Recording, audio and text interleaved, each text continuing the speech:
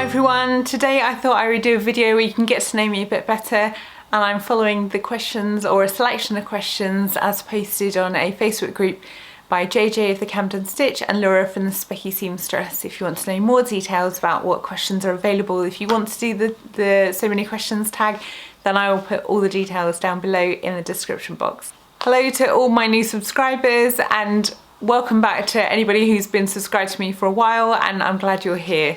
Question 1. How and when did you start sewing?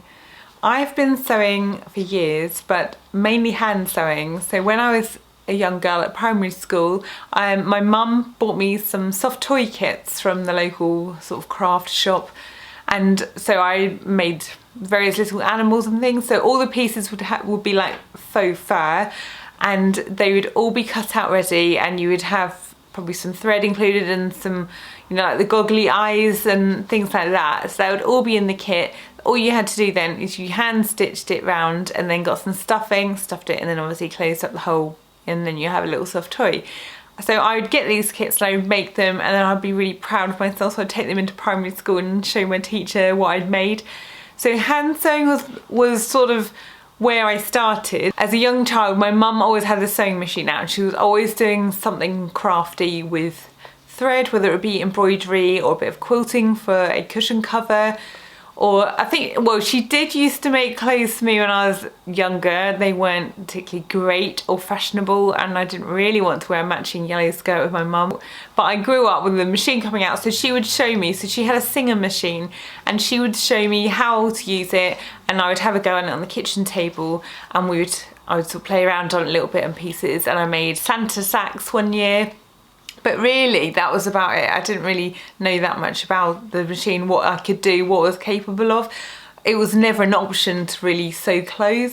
But when I was an adult and I'd had my son, I think maybe, and my daughter, I'm not sure as well, I decided that I wanted to make some clothes and learn how to make them. So I went into a shop, like a crafty sort of shop, and there was a sign up for a beginner's class for an A-line skirt. So I went to that. It was 6 weeks long, one evening a week. I was at work, so I'd do that in the evenings, and got an A-line skirt, but it was completely not the style that I would wear. I made it, the teacher would do all the fitting, and so she would tell you all the fitting techniques, get it all to go perfectly. So it was all the lines, the side seams were completely down the side of the body, nothing was sloping forward. She did the sway back adjustment and everything. But then I was left with a really good fitting skirt, but not in a style that I would wear, or the material was a bit funny as well. But then I saw, of course, she was running a course for a blouse fitting workshop. So I thought I wanted to sign up for that. So away I went. Nobody else signed up for it though. So I ended up as a one-to-one with her for about 5 or 6 weeks. But every week I would go to her house, because she didn't hire the room, because it was only like me and one woman was doing quilting or something. So we would go to her house. She would then fit the shirt and do all the alterations, and then tell me what line to stitch. So I would go home, stitch it, not dare to do anything else or even try and do anything else, and then wait until a whole week had gone by, then take it back. I'd sewn this one seam or two seams, then she would then do the next bit, and then I'd go, and it went on like that until 6 weeks later, then I had a blouse. But then again, that wasn't something particularly that fashionable that I would wear. I did actually wear it to a job interview. Actually, the job interview that I have the job now, I wore it to that a few years ago when there were so many people blogging. And so of course they would go into more detail. You'd see the photo of the garment, you'd see the construction. At that point I was reading all the information as well. A few years down the line I would just look at, and now I probably just look at the pictures and skim through. But back then, a lot of people were doing it. They weren't really on YouTube, and so that was how you found out. So I found out techniques, about techniques and fabrics and all that kind of thing, and new patterns coming out, all from YouTube. And so from then, it's really just learning from experience. So all the things that I've been doing, it's progressed on from me making one thing, having 5 disasters, then moving on to the next thing. But I will still look at blogs, and I will still look at other vlogs that other people do, because that's how I absorb information. Okay, I'll keep question 2 as answer a bit shorter. Question 2, what are you doing when you're not sewing? When I'm not sewing, I'm probably driving, because I do a lot of driving just because of my commute. So I take my kids to the primary school, which isn't that close to where I live. And then I come back in the complete opposite direction and then go to work and then back again to go and pick them up in the evening. So that takes up quite a lot of my day, because in between that I'm then at work.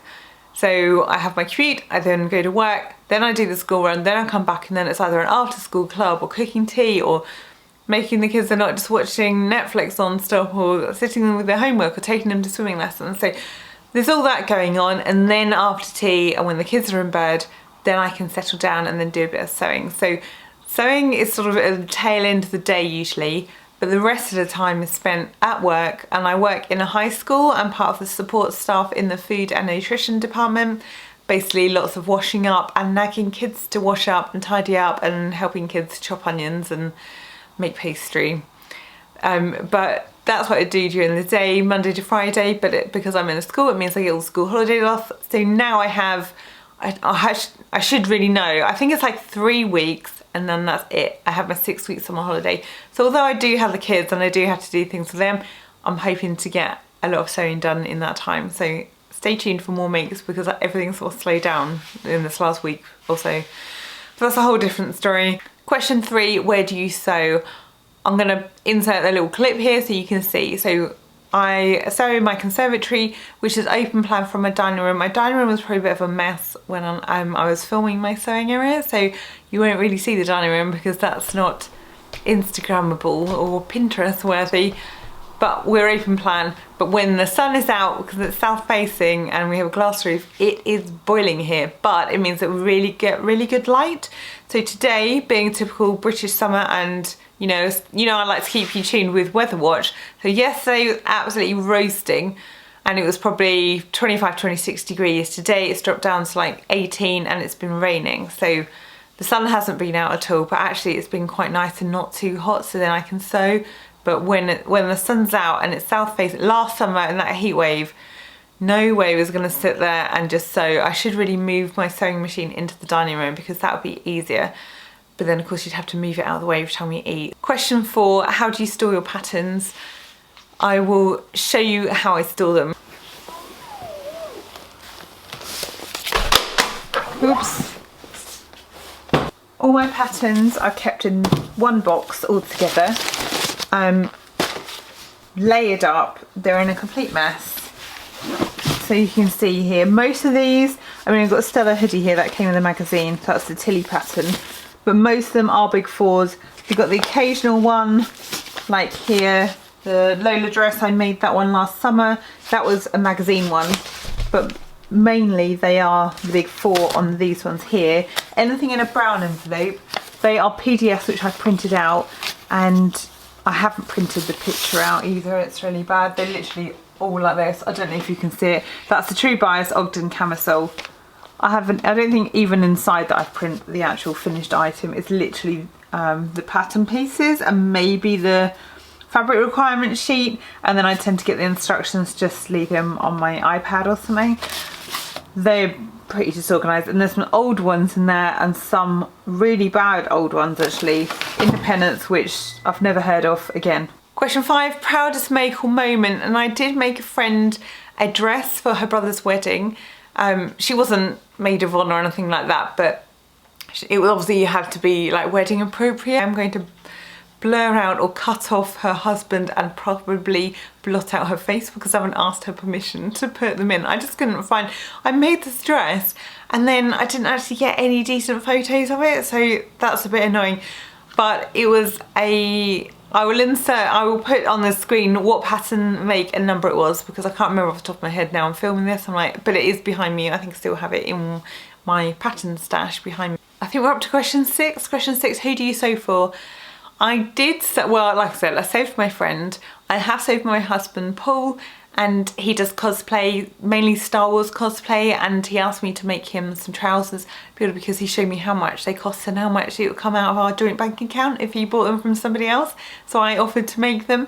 I did do a video on those trousers, but the pattern has since been updated, so I need to make him some new trousers out of stiffer material. So I have got a heavier weight material, which I think my machine is going to struggle with, because I tried to have a go and it didn't skip, but it sort of slipped under the weight of all the fabric. So I do actually have a really old machine which was given to me. I actually got it from work actually, with permission, I didn't steal it. And it's an old one, I can't even remember the make of it. And it's been scratched because it's one that students used to use in school. But I think because it doesn't have like all the bells and whistles, it's not a digital one like that, I think that that will probably sew through the heavier material. So I'm hoping to do a video about that at some point. I don't know if it will be up on this channel, but you might see some pictures over on my Instagram. But I make for him, I've made him one pair of trousers, he's nagging me to make another one. I do have the fabric for it in here, which I need to wash and then make that. But I used to make for my daughter, and I would just, proud parent, I'm now gonna put some cheesy photos in of when I first got some dress patterns for my daughter and she was so small. I used to look like that when I was younger as well. And I was proud of like making that, and she used to love wearing a dress, a nice flowery dress. Of course now she's a tween, she's 8.5, she's having none of it. So I do actually have some fabric to make a t-shirt for her, and she wants some matching shorts, but I don't think it's quite enough for shorts yet. But I have made for her, and now she won't wear a dress, but she's quite happy if I make a hairband or a t-shirt or something like that. So I'm hoping that she'll stick with it for a while. I've never really made my son, or I've never made my son any clothes, because boys' clothes are just boring, but they used to be really enjoyable to make nice little dresses for her.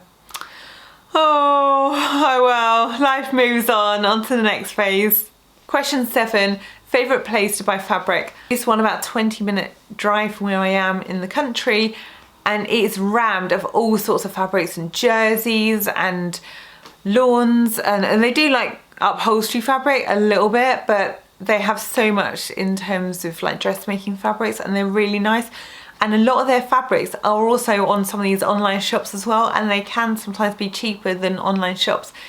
So they're really good value and they're really helpful, and that is my favourite place. But I try not to go there too much because I get carried away, come back with like 2 meters of a random fabric without any plan for it, and then realise that I don't know what I'm gonna do with it. The green ponte that I made by Collect Mabel skirt I got from there recently, and that was in their remnant bin, and that was 1 meter 30 for like £8 or something. So I thought that's not too bad. But I've picked up some really nice stuff before from there, and obviously I've got the fabrics for my friend's dress for her brother's wedding, that came from there.